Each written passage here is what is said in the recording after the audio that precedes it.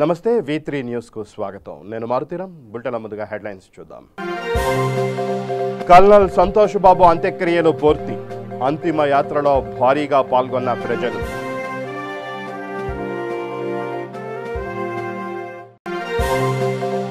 పారిశుధ్య కార్మికులకు రోగ నిరోధక శక్తి పెంచే మందులు పంపిణీ చేసిన డాక్టర్ అశోక్ పరికిపండ్ల.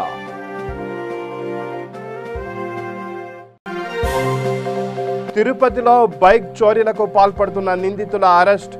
11 లక్షల విలువ గల మోటారు సైకిళ్లు స్వాధీనం.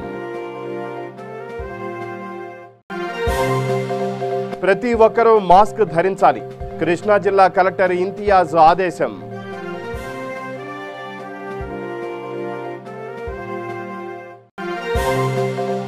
మెదక్ జిల్లా పాపన్నపేటకు చెందిన ఒక ఏఎన్ఎంకు కరోనా పాజిటివ్. కుటుంబ సభ్యులు స్వీయ నిర్బంధంలో ఉండాల్సిందిగా సూచించిన అధికారులు. ఇక బులెటిన్లో డీటెయిల్స్ చూస్తే, భారత్ చైనా సరిహద్దులో జరిగిన ఘర్షణలో వీరమరణం పొందిన కల్నల్ సంతోష్ బాబు అంత్యక్రియలు సైనిక లాంఛనాలతో నిర్వహించారు. కల్నల్ సంతోష్ బాబు అంతిమయాత్రలో భారీగా ప్రజలు పాల్గొన్నారు. సూర్యాపేట సమీపంలోని స్వగ్రామం కేసారంలో సైనిక లాంఛనాలతో కల్నల్ సంతోష్ బాబు అంత్యక్రియలు నిర్వహించారు. వీర జవాన్కు నివాళిగా జవాన్లు గాల్లోకి 3 సార్లు తూటాలు పేల్చి గౌరవ వందనం సమర్పించారు. ఆపై సంతోష్ బాబు సతీమణి, కుమారుడు, బంధువులు, ప్రజలు సాల్యూట్ చేశారు. సంతోష్ బాబు చితికి తండ్రి ఉపేందర్ నిప్పు పెట్టడంతో అంత్యక్రియలు పూర్తయ్యాయి. సైనిక సంస్కారాల ప్రక్రియలో 16 బీహార్ రెజిమెంట్ బృందం పాల్గొంది. కరోనా వల్ల పరిమిత సంఖ్యలో అంత్యక్రియలకు అనుమతించారు.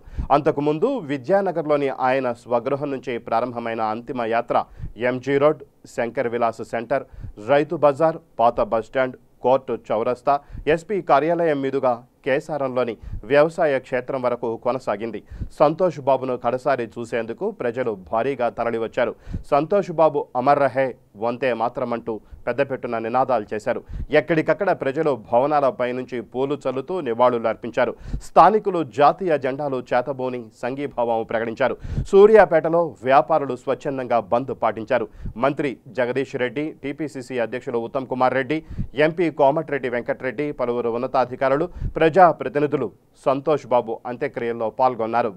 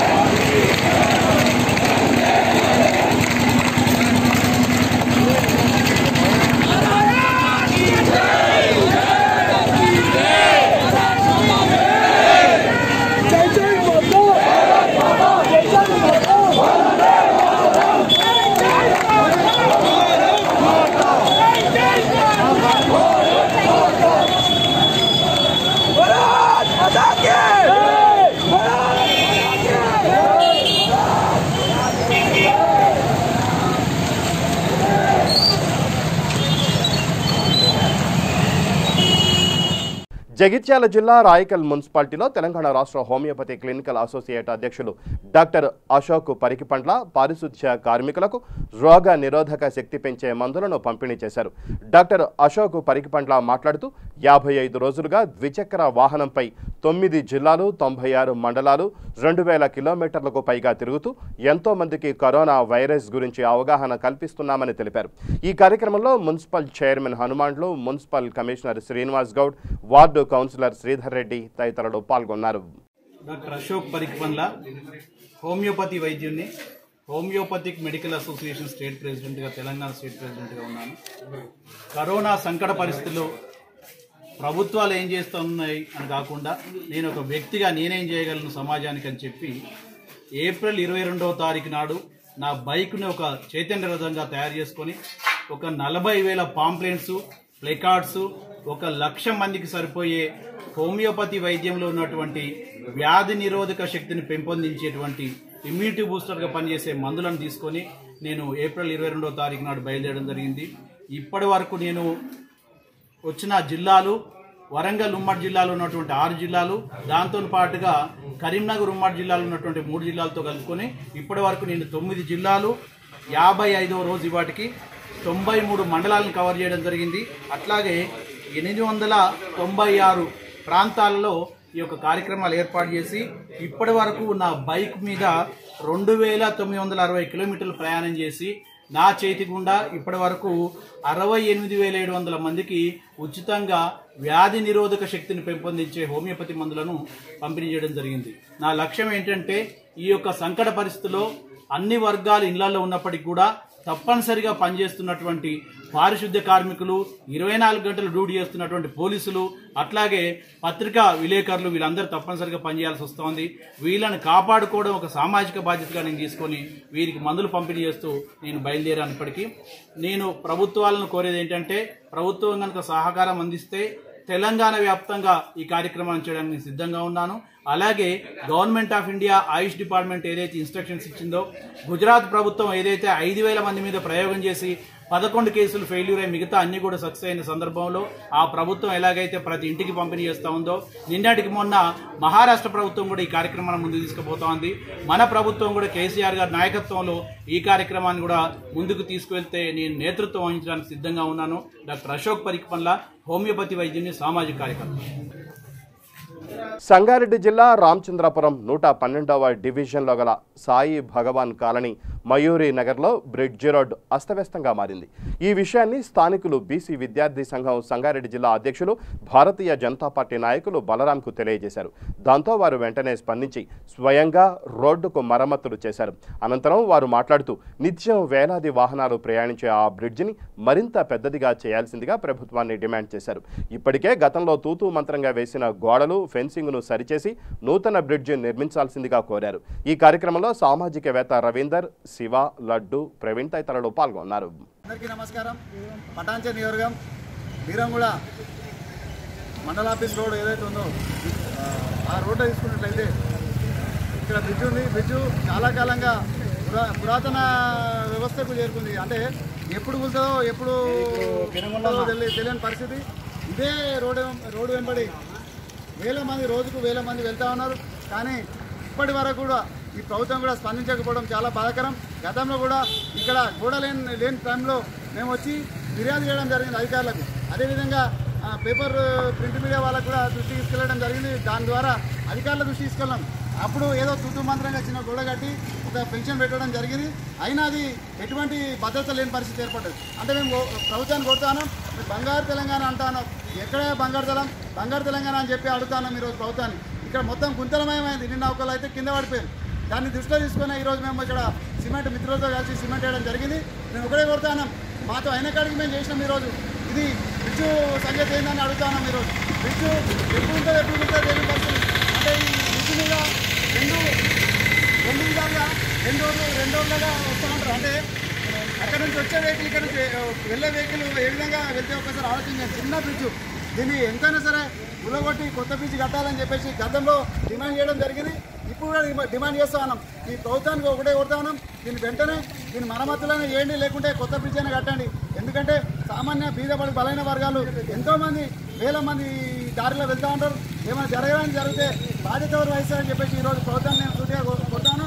నేను ఒకటే చెప్తాను, ఈ వర్షాకాలం సమీపిస్తుంది కాబట్టి ఎక్కడైతే గుంటలు ఉంటాయో మీరు దాన్ని పూడ్చాల్సిన బాధ్యత ప్రభుత్వం పైన ఎంత ఉందని చెప్పేసి నేను ప్రభుత్వం డిమాండ్ చేస్తూ మరొకసారి ఇలాంటి పునరావృతం కాకుండా ప్రభుత్వం కూడా గట్టి చర్యలు తీసుకోవాలని చెప్పేసి నేను స్థానిక నాయకులను కూడా కోరుతాను. అదేవిధంగా ఇక్కడ తీసుకున్నట్లయితే ఇదే రహదారిలో గవర్నమెంట్ కార్యాలయాలు ఎన్నో ఉన్నాయి. అంటే మండల ఆఫీస్ ఉంది, ఎంపీడీఓ ఉన్నాయి. వీళ్ళందరూ ఏం చేస్తూ ఉన్నారని అడుగుతాను. మీరు ఇంత దారుణంగా పరిస్థితి ఉంటే మీరు అందరూ ఏం చేస్తూ ఉన్నారని అడుగుతాను. మీరు ఒక్కడే మీ విజ్ఞతగా వదిలేస్తాను. మీరు దీనిపైన వెంటనే స్పందించాలని కోరుతూ డిమాండ్ చేస్తూ సెలవుసుకున్నాం. భారత్ మాతాకి జై. చైనా నీచ కుటిల బుద్ధికి అమరులైన భారత వీర జవానుల ఆత్మలకు శాంతి కలగాలని తిరుపతి నగర ప్రజలు కొవ్వొత్తులతో ర్యాలీ నిర్వహించారు. భారత్ జవాన్లపై చైనా దాడులను ఖండిస్తూ చైనా ప్రెసిడెంట్ జింగ్పింగ్ చిత్రపటాలను దహనం చేశారు.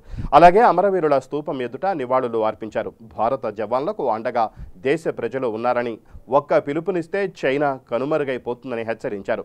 అలాగే చైనా వస్తువులను భారతదేశంలో నిషేధించాలని డిమాండ్ చేస్తూ అన్నారావు సర్కిల్ నుంచి ప్రారంభమైన క్యాండిల్ ర్యాలీ కపిల తీర్థం రోడ్, అమర జవానుల స్తూపం వరకు సాగింది. యావత్ హిందూ దేశం ప్రపంచమంతా దిగ్భ్రాంతి చెందిన రోజు నిన్నటి రోజు. అత్యంత కిరాతకంగా ఎంతో కుటిల బుద్ధితో మన సైనికుల్ని 20 మందిని పైగా మట్టుపెట్టడం, అందులో కల్నల్ సంతోష్ బాబు మన ఆంధ్రుడవడం ఎంతో బాధాకరమైన విషయం.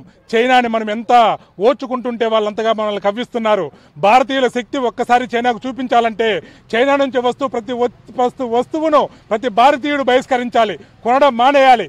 వాళ్ళు ఆర్థికంగా బలపడుతున్నారంటే అందుకు భారతీయులుగా మనమే కారణం. ప్రతి వస్తువును మనం కొంటున్నాం కాబట్టి మనకు వస్తువు అవసరం ఉన్నా కానీ దాన్ని మనం వాడకుండా కొద్ది కంట్రోల్ చేసుకున్నామంటే భారతదేశం యొక్క శక్తి చైనాకే కాదు ప్రపంచం మొత్తానికి తెలుస్తుంది. భారతీయ వస్తువులను మనము వాడదాం, భారత శక్తిని సంపదను మనం పెంచుకుందాం. నిన్న జరిగినటువంటి ఆ సంఘటనని మన భారతీయులు ఒక్క పిలుపు ఇస్తే మేము కూడా సైన్యంలో ఏకమై ఒక చైనా కాదు ఇటు పాకిస్తాన్ దేని మీద అయినా యుద్ధానికి భారత పౌరులుగా మేమంతా సిద్ధంగా ఉన్నామని మేము మన ప్రధానమంత్రి గారు తెలియజేస్తున్నాం. ఎటువంటి పరిస్థితుల్లో 130 కోట్ల మంది భారతీయులు ఏకమై యుద్ధానికి వస్తాం. చైనాకి హెచ్చరిస్తున్నాం, చైనా కబడ్డార్, ఇంకోసారి కవ్వింపు చర్యలు కానీ చేపడితే ఊరిగా ఉండే హిందువులు కాదు ఇక్కడ ఆవేశంతో ఎక్కువ మంది యువకులు ఉన్నటువంటి దేశం మాది. ఒక్కసారి కన్ను ఎర్ర చేస్తే మీ చైనానే కాదు ఇటు ఉన్న పాకిస్తాన్ కూడా మటుమాయమైపోతుంది. ప్రపంచమంతా ఎదురు చూస్తోంది ఏం జరుగుతుందా అని. మేము హెచ్చరిక జారీ చేస్తున్నాం. భారతీయులకు ఏమాత్రం భయపడడం లేదు. మన అమర్ జవాన్ కల్నల్ మన సంతోష్ బాబు వాళ్ళ అమ్మగారు చెప్పినట్టు గర్వపడుతున్నా, బిడ్డ చనిపోయినా కానీ బాధపడలేదు, దేశం కోసం ఒక బిడ్డనిచ్చినందుకు గర్వపడుతున్నా అని చెప్పడం మాకెంతో ఆనందంగాను ఉద్రేకంగాను ఉంది. మేము కూడా మా అవసరం వస్తే దేశ రక్షణ కోసం మేము ముందుంటామని కోరుకుంటున్నా. భారత్ మాతాకి జై. కర్నూలు జిల్లా కోవెలకుంట్ల పట్టణంలో పేకాట స్థావరాలపై పోలీసులు దాడులు నిర్వహించారు. ఈ దాడుల్లో 14 మంది పేకాట రాయుళ్లను అదుపులోకి తీసుకుని వారి నుంచి 1,20,000 రూపాయలు స్వాధీనం చేసుకున్నారు. గత కొంతకాలంగా పట్టణంలోని నిర్మానుష్య ప్రాంతంలో పోలీసుల కన్నుగప్పి కొంతమంది 2 ముఠాలుగా ఏర్పడి పేకాట స్థావరాలు ఏర్పాటు చేశారు. రహస్యంగా పేకాట నిర్వహిస్తూ లక్షల రూపాయలు చేతులు మారుస్తున్నారు. విషయం తెలుసుకున్న పోలీసులు అత్యంత చాకచక్యంగా పేకాట స్థావరాలపై దాడులు నిర్వహించారు. ఈ దాడుల్లో కోవెలకుంట్ల సిఐ సుబ్బరాయుడు, ఎస్ఐ చంద్రశేఖర్ రెడ్డి పాల్గొన్నారు.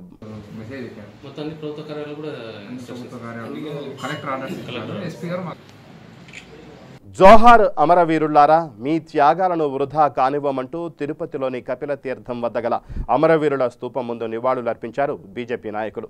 భారత్ చైనా సరిహద్దుల్లో జరిగిన యుద్ధంలో వీరమరణం పొందిన జవాన్లకు నివాళులు అర్పించి చైనా జాతీయ జెండాను తగలబెట్టారు. అనంతరం బీజేపీ రాష్ట్ర ప్రధాన కార్యదర్శి భానుప్రకాష్ రెడ్డి మీడియాతో మాట్లాడుతూ చైనా భారత్ మీద కక్ష కట్టి దాదాపు 20 మంది జవాన్లను దారుణంగా హింసించి చంపడాన్ని పూర్తిగా వ్యతిరేకిస్తున్నామన్నారు. ఈ సందర్భంగా చైనా ఉత్పత్తి చేసిన వస్తువులను భారతదేశంలో ప్రతి ఒక్కరూ వినియోగించకుండా నిషేధించాలని ఈ సందర్భంగా అడుగులు వేయాలని కేంద్రానికి విజ్ఞప్తి చేశారు. కార్యక్రమంలో సామంచి శ్రీనివాస్ ఇతర బీజేపీ నాయకులు పాల్గొన్నారు. జోహార్ వీర జవాన్లారా, జోహార్ వీర జవాన్లారా, జోహార్ వీర జవాన్లారా. బిడ్డలు వీర సైనికులారా, మాతరం మాతరం వందే మాతరం, మాతరం మాతరం పైకెత్తాలా, మాతరం మాతరం మాధవనా నువ్వేనా అప్పటి నుంచి అన్న ఒకటే మాతరం, మాతరం మాతరం వందే మాతరం. వృధా కారణం మీ వీర మరణం, వృధా కానివా తిప్పించిన మరణం. చైనా వస్తువులను నిషేధించాలి, చైనా వస్తువులను నిషేధిద్దాం, చైనా వస్తువులను నిషేధిద్దాం, చైనా వస్తువులను నిషేధిద్దాం, చైనా వస్తువులను. ప్రపంచవ్యాప్తంగా భారతదేశం దౌత్యపరంగా వాణిజ్యపరంగా ముందుకు పోతుందని చెప్పి ఒక ఈర్ష్యతో ద్వేషంతో చైనా కొన్ని సంవత్సరాల కాలంగా మన మీద కక్ష కట్టడం జరిగింది. అందులో భాగంగా నేపాల్ని రెచ్చగొడుతూ, బంగ్లాదేశ్ని రెచ్చగొడుతూ, పాకిస్తాన్ రెచ్చగొడుతూ తన ఉనికిని చాటు చేసుకుంటోంది.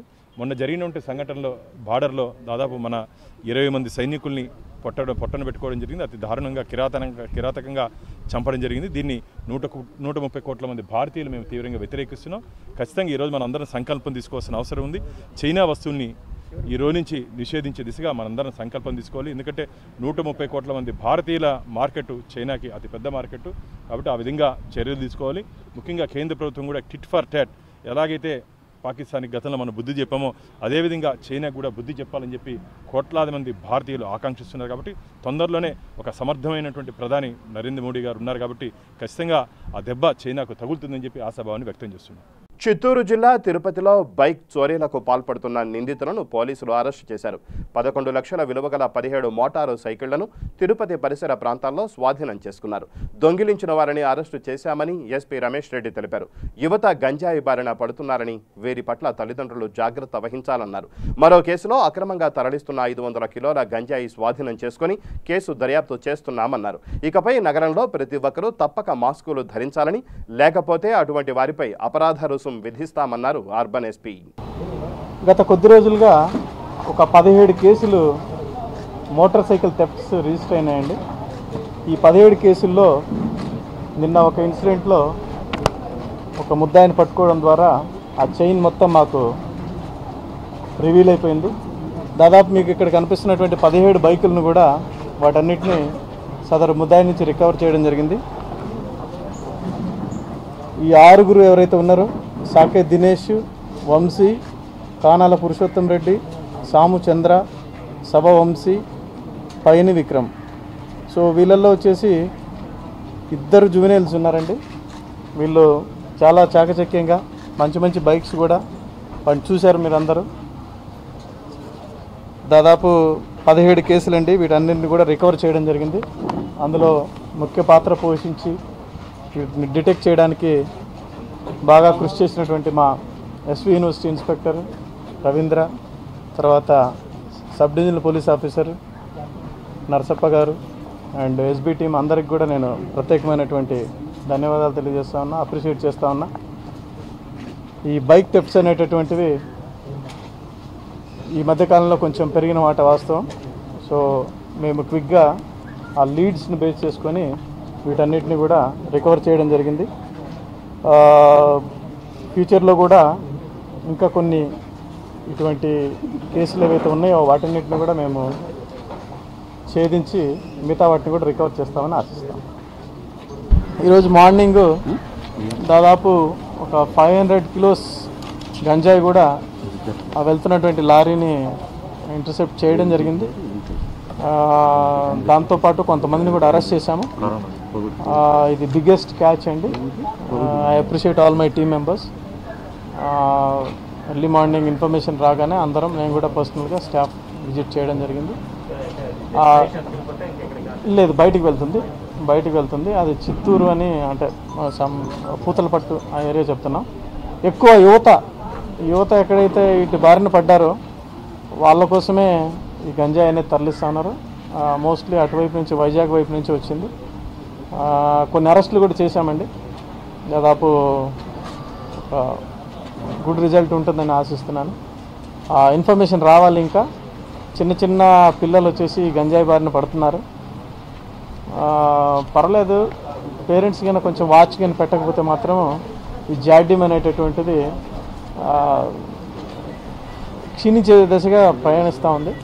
ఈ కాలేజెస్ అన్నీ రీఓపెన్ అయ్యి వాళ్ళందరినీ చూసినట్లయితే డీ అడిక్షన్ సిమ్టమ్స్ ఏవైతే ఉన్నాయో అది కనిపిస్తూ ఉన్నాయి. అంటే ఈ సప్లై లేకపోవడం వల్ల నార్కోటిక్స్ కంట్రోల్ బ్యూరో వాళ్ళకి కూడా మేము ఇంటిమేషన్ ఇస్తాము. ఎందుకంటే ఎగ్జాక్ట్ కౌంట్ చేసిన తర్వాత మీకు అందరికి కూడా ఫర్దర్ ప్రెస్ మీట్ కూడా పెడతాం. కృష్ణా జిల్లా కలెక్టర్ ఇంతియాజ్ ఆదేశానుసారం నూజివీడు మున్సిపాలిటీ పరిధిలోని ప్రతి ఒక్కరూ మాస్క్ ధరించాలని, లేకపోతే జరిమానా, శిక్షలకు గురి కావాల్సి వస్తుందని నూజివీడు మండలం తహసీల్దార్ ఎం సురేష్ కుమార్ హెచ్చరించారు. కృష్ణా జిల్లా నూజివీడు పట్టణంలో మున్సిపల్ కమిషనరు వాసుబాబు రెవెన్యూ మరియు మున్సిపల్ సిబ్బందితో కలిసి ప్రధాన రహదారులైన జంక్షన్ రోడ్, చిన్న గాంధీ బొమ్మ సెంటర్, బస్టాండ్ రోడ్, పెద్ద గాంధీ బొమ్మ సెంటర్, శ్రీనివాస్ సెంటర్ ప్రాంతాలలో పర్యటించారు. ఈ సందర్భంగా తహసీల్దార్ ఎం సురేష్ కుమార్ మాట్లాడుతూ ప్రస్తుతం సమాజంలో కరోనా మహమ్మారి విజృంభిస్తోందని, ప్రమాద ఘంటికలు మోగకముందే అప్రమత్తం కావాలని ప్రజలకు విజ్ఞప్తి చేశారు. మాస్కులు తప్పనిసరిగా ధరించడం వలన కరోనా నుంచి మనల్ని మనం రక్షించుకోగలమన్నారు. ఒకరి నుంచి మరొకరికి వైరస్ సోకకుండా జాగ్రత్త చర్యల్లో భాగమే మాస్కులు ధరించడమని స్పష్టం చేశారు.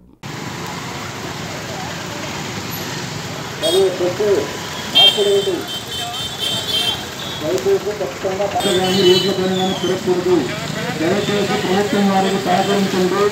100 రూపాయల ఫైన్ వేయబడము.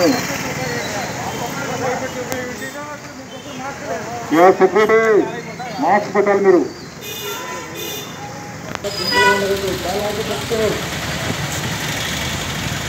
చాలా బాలాజీ పుష్పాస్ దూరం కానీ విలాగంగా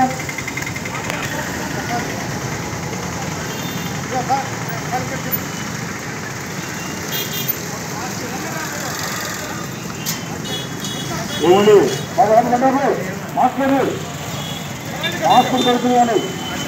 ప్రభుత్వం వారు హెచ్చరిక, ప్రతి ఒక్కరూ ఖచ్చితంగా బయటకు వచ్చిన ప్రతి ఒక్కరు మాస్క్ ధరించాలి. బయట మీద తిరిగినా మడుపు వెళ్ళినా ఎక్కడ బయటకు వస్తే ఖచ్చితంగా మాస్క్ పాటించాలి. కృష్ణా జిల్లాలో పెరుగుతున్న కరోనా కేసుల నేపథ్యంలో అందరూ కూడా బయటికి పబ్లిక్ ప్లేసెస్లో వచ్చినప్పుడు మాస్కులు ధరించాలి తప్పనిసరిగా అని ఆదేశాలు జారీ చేయడం జరిగింది. అది ఎవరైనా బహిరంగ ప్రదేశాల్లో మాస్క్ వేసుకోకుండా వస్తే 100 రూపాయలు ఫైన్ కలెక్ట్ చేయమని ఆదేశాలు ఇవ్వడం జరిగింది. అలాగే ఈరోజు ఎంతవరకు అమలవుతుందని చెప్పేసి విజయవాడలోని ప్రధాన రహదారుల్లో మరి గమనించడం జరిగింది. ఎవరైతే మాస్కులు వేసుకోలేదో వారికి మాస్కులు ఇవ్వడము, కొంతమంది దగ్గర ఫైన్లు కట్టించడం జరిగింది. ఇంకా అందరి దగ్గర కూడా రేపటి నుంచి ఎవరైతే మాస్కులు వేసుకోలేదో మొదటిసారి వాళ్ళు కనబడితే 100 రూపాయల ఫైను, రెండోసారి మూడోసారి మనకు అలాగే తప్పిదం చేస్తే క్వారంటైన్ కూడా తరలించడం జరుగుతుందని మీడియా ద్వారా అందరికీ తెలియజేసుకుంటున్నాను. ప్రతి ఒక్కరు మాస్క్ ధరించడం మూలంగా వారు సురక్షితంగా ఉంటారు, మిగతా వాళ్ళు కూడా సురక్షితంగా ఉంటారు, సేఫ్గా ఉంటారు. సో మాస్క్ అనేది కంపల్సరీగా ప్రతి ఒక్కరు ధరించాలి. ఇదే మనకున్న ఆయుధము. ఈ కరోనా వ్యాప్తిని మనము త్వరితగతిన ఈ వ్యాప్తి చెందకుండా ఆపగలిగేది ఓన్లీ మాస్క్ ఒక్కటే. Thank you.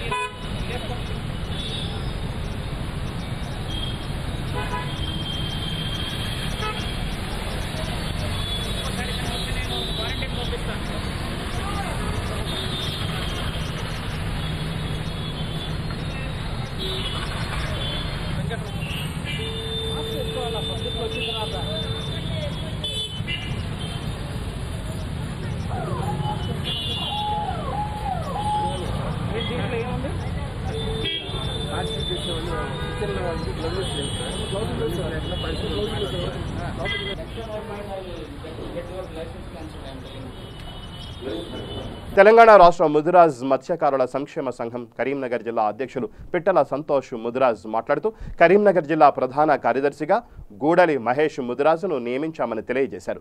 జిల్లా అధ్యక్షులు సంతోష్ ముదిరాజ్ మాట్లాడుతూ మత్స్యకారులకు ఎల్లవేళలా అందుబాటులో ఉండి నూతన చెరువు సొసైటీలో మెంబర్షిప్ లోన్స్ ఇప్పించడంలో తోడ్పడుతూ వారి సమస్యలపై పోరాటం చేసి పరిష్కరిస్తూ వారి అభివృద్ధికి కృషి చేయాలని మరియు సంఘం బలోపేతానికి జిల్లా మండలి గ్రామ కమిటీలు ఏర్పాటు చేయాలన్నారు. అనంతరం గూడెల్లి మహేష్ ముదిరాజ్ మాట్లాడుతూ రాష్ట్ర అధ్యక్షులు, రాష్ట్ర ప్రధాన కార్యదర్శి మరియు కరీంనగర్ జిల్లా అధ్యక్షులకు ధన్యవాదాలు తెలిపారు.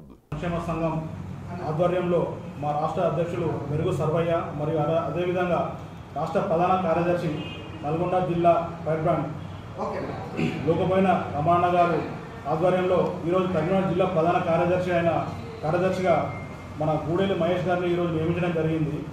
అదేవిధంగా తెలంగాణ రాష్ట్ర ప్రభుత్వం అత్యంత ప్రతిష్టాత్మకంగా నెలకొల్పిన కాళేశ్వరం ప్రాజెక్టు ద్వారా ఈరోజు ముదిరాజు జీవితాల్లో ఉన్నంత అండగా ఉన్నంత వెలుగు ఈరోజు నిలిచిందని తెలియజేస్తున్నాం. అదేవిధంగా ముదిరాజులకు చేపలు ఉచిత చేప పిల్లల పంపిణీ చేయడం కూడా జరుగుతుంది. దీని ద్వారా సొసైటీ ఉన్న చెరువుల్లో కానీ మత్స్యకారులకు చాలా లాభదాయకంగా ఉన్నది. కానీ ఈ వ్యవస్థను మధ్యవర్తులైన టెండర్లకు ఇవ్వడం ద్వారా సరైన విధంగా కింది స్థాయి వరకు మత్స్యకారులకు సరైన విధంగా అందడం లేదు. దీని ద్వారా ఏమైందంటే మత్స్యకారులు అన్ని విధాలుగా నష్టపోతున్నారు. కాబట్టి మన తెలంగాణ రాష్ట్ర ప్రభుత్వానికి మా ముదిరాజు మత్స్యకార సంక్షేమ సంఘం ద్వారా ఒకటే విజ్ఞప్తి చేస్తున్నాం.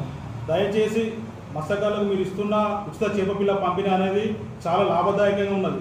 అదేదో డైరెక్ట్గా వాళ్ళ ఏదైతే మత్స్యకార సొసైటీ బ్యాంకులో ఉన్నారో నేరుగా వాళ్ళ అకౌంట్లో జమ అయ్యేలాగా చూస్తే మత్స్యకారులకు చాలా లాభదాయకంగా ఉంటుంది. కావున దయచేసి తెలంగాణ రాష్ట్ర ప్రభుత్వానికి మా తరఫున ప్రత్యేక విజ్ఞప్తి తెలియజేస్తూ, అదేవిధంగా మా తెలంగాణ రాష్ట్ర మత్స్యకార సంక్షేమ సంఘం యొక్క ముఖ్య ఉద్దేశం ప్రతి 18 సంవత్సరాలు నిండిన ఏదైతే ముదిరాజు బిడ్డ ఉన్నారో వాళ్ళందరికీ ఖచ్చితంగా మెంబర్షిప్ ఇప్పించడం కానివ్వండి, నూతన చెరువులు కానీ సొసైటీకి విధానం చేయించే విధానం కానివ్వండి, ఇవన్నీ ఖచ్చితంగా మా మత్స్యకార సంఘం ద్వారా ఇవన్నీ ఖచ్చితంగా నెరవేరుస్తామండి. ప్రతి ముదిరాజు బిడ్డ యొక్క కష్టానికి మేము నేరుగా వాళ్ళ కష్టానికి పోరాడి ఖచ్చితంగా వాళ్ళకు మా తరపున వాళ్ళ కష్టాలన్నీ నెరవేర్చి ఖచ్చితంగా వాళ్ళకు కూడుంటామని మరొకసారి తెలియజేస్తూ జై ముదిరాజ్. జై ముదిరాజ్. కుటుంబ సంతోష్ జిల్లా అధ్యక్షుడు, కరీంనగర్ జిల్లా. పోస్ట్ ఇచ్చినందుకు నాకు చాలా ప్రత్యేక ధన్యవాదాలు. అలాగే ఏ సమస్యల్లో ముందుండి చేస్తారని తెలియజేస్తున్నాను. కన్న కూతురిపైనే అఘాయిత్యానికి పాల్పడి ఆ బాలికను గర్భవతిని చేసిన దుర్మార్గపు తండ్రిని పట్టుకుని స్థానికులు దేహశుద్ధి చేసి పోలీసులకు అప్పగించిన ఘటన దుండిగల్ పిఎస్ పరిధి సూరారంలో జరిగింది. సూరారం న్యూ శివాలయం నగర్లో రాజు తన కూతురు కుమారుడు భార్యతో కలిసి గత 6 సంవత్సరాల క్రితం కర్ణాటక బీదర్ నుండి వలస వచ్చి ఈ ప్రాంతంలో నివసిస్తూ పెయింటర్గా పనిచేస్తూ జీవనం కొనసాగిస్తున్నాడు. పెద్ద కూతురు మైనర్ బాలికపై గత కొద్ది రోజుల క్రితం ఇంట్లో ఎవరూ లేని సమయంలో కాళ్ళు చేతులు కట్టేసి రాజు అఘాయిత్యానికి పాల్పడ్డాడు.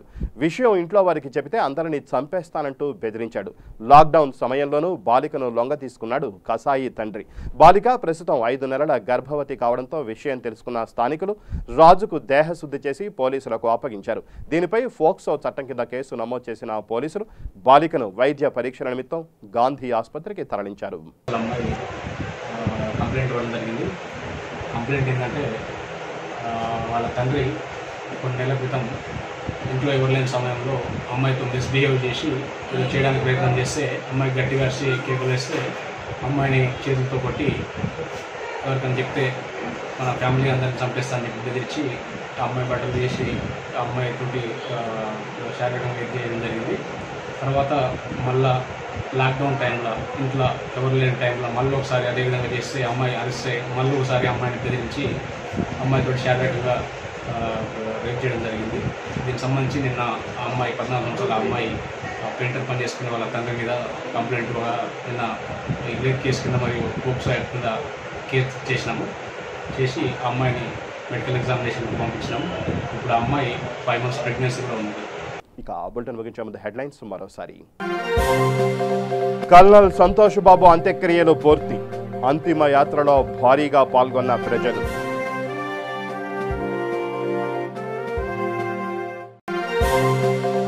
పారిశుధ్య కార్మికులకు రోగ నిరోధక శక్తి పెంచే మందులు పంపిణీ చేసిన డాక్టర్ అశోక్ పరికిపండ్ల.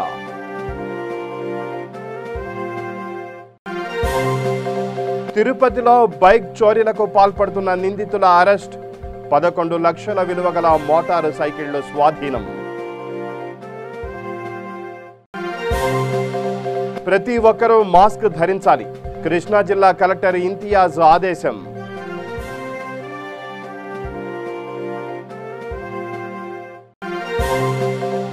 మెదక్ జిల్లా పాపన్నపేటకు చెందిన ఒక ఏఎన్ఎంకు కరోనా పాజిటివ్.